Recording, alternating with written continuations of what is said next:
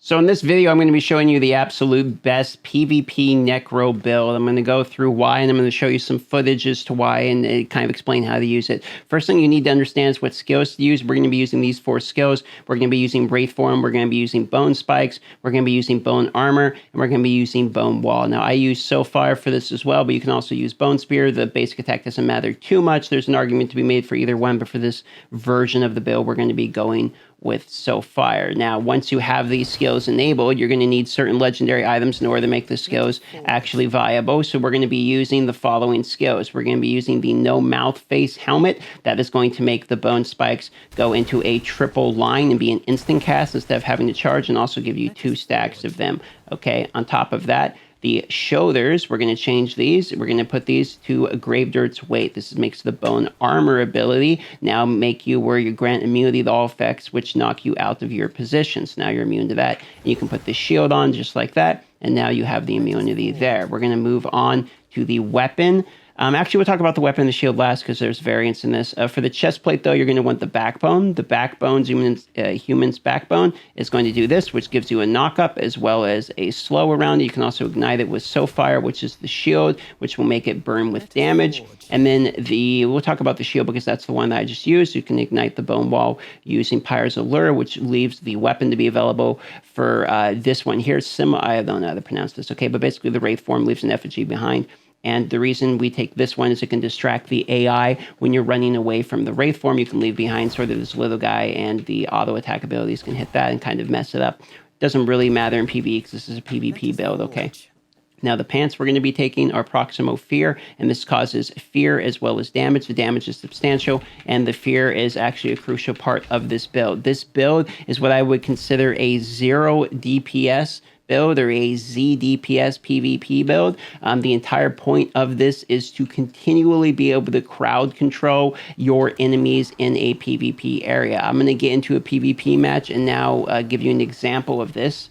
You don't really do a lot of the burst damage with this build. Most of your damage is basic attacks, the Bone Spikes, and you can see going through them with the Wraith is only like 3,000 damage there. I'm not doing a ton of damage. What I am doing is I'm CCing these people continually, and now that Crusader that's on top of them, he's going to be able to do some pretty good damage on them. I'm just going to keep trying to CC and then basic attack when I can, run into them with the fear. Same here, fear these people if I can, start knocking them up. Same deal. And you can see that's basically all I'm doing here. I'm just trying to keep them bouncing as much as I possibly can, trying to stay alive as much as I possibly can. When I get low health, I'm running back. I'm shielding myself first, then bandaging, because little known thing, people can hit you and you can still bandage even while you're receiving damage as long as you have the shield up. If they don't break through the shield, they actually have to like deal damage to your real health bar, not just the shield, in order to be able to cancel your channel. So now I'm going to go ahead and try not to die here, go back into the fear mode, run through them to fear them, knock them up, put my shield up, and just try to do as much CC as I possibly can while the people on my team are killing them. I don't have much health here, so I'm going to try to hide in the corner and heal again. You can see my whole goal is just to be basically as annoying as possible and do everything that I can to just not die, because I know they need kills since they are on defense. And it is easier on defense than it is on offense, in my opinion. So if you're on defense, it's even easier, because all you got to do is either get the kills or stop them from pushing.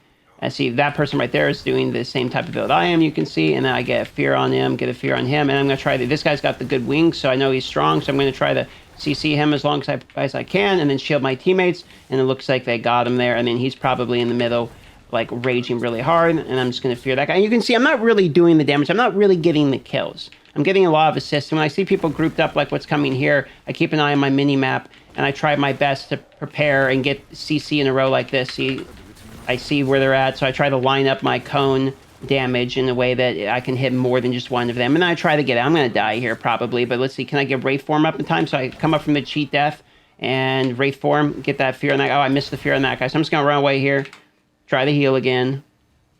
This is basically just the way I play it. So a couple things to keep in mind with the build. It is very easy when you're either using Wraith Form or Bone Armor to like cancel that casting animation, and it's going to go on cooldown anyway. So don't let people either like CC you right when you're about to use either Wraith Form or Bone Armor, and be careful when you're like spamming it. If you're like getting CC and like quickly I need to go Wraith Form in order to be able to survive this when you're trying to get like cheat death and stuff like that, you can put it on cooldown and then you are just like bone, no pun intended, basically. So be careful with those cooldowns. All right. The Exuminance Backbone with the Bone Pillar itself is actually glitched. It's supposed to do more damage than it says it does with the knock up at the moment, but I don't know if it's a glitch they're going to fix because Necro is already like pretty good and that move's already pretty good in PvP. It's just a really strong CC build. There is other builds that will do more damage. You'll get more kills. You look more like a star and will feel more impactful because you're killing more. But this build is sort of like, if you've played League of Legends, it's like the Janna build. It's the support, zero damage type of build that's really going to be better the stronger your teammates are. It's going to do it. Thanks all for watching. See you on the next video.